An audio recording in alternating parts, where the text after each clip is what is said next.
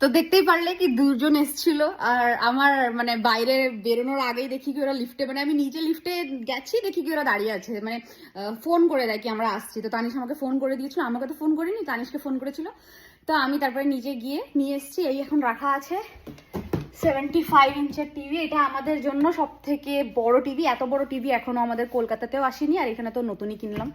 তো 75 ইঞ্চের টিভি এসে গেছে, কিরকম কি এক্সপিরিয়েন্স, দেখে কিরকম মজা লাগবে সেটা তোমাদের সাথে তো শেয়ার করবোই। তো আমাদের এই এরিয়াটা অ্যাকচুয়ালি অনেক বড়, তো লিভিং এরিয়া ডাইনিং এরিয়া একটার মধ্যে এখানে থাকে।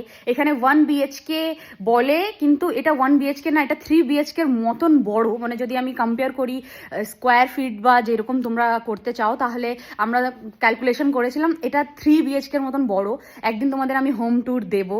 তো অ্যাকচুয়ালি ব্যাপারটা হচ্ছে কি, যখন আমরা টিভির দোকানে গেছিলাম তখন ওরা সাজেস্ট করে কি একটা পায়ের জন্য, মানে 1 ফুটের জন্য কি কি একটা বলে 10 ইঞ্চের মানে টিভি লাগবে বা কিছু। তো আমাদের সোফাটা এইখানটায় আর টিভিটা থাকবে ওইখানটায়, অনেকটা বড় এরিয়া। তার জন্য আমাদের যদি 75 ইঞ্চের টিভি লাগাই তাহলে খুব ভালো একটা এক্সপিরিয়েন্স পাবো।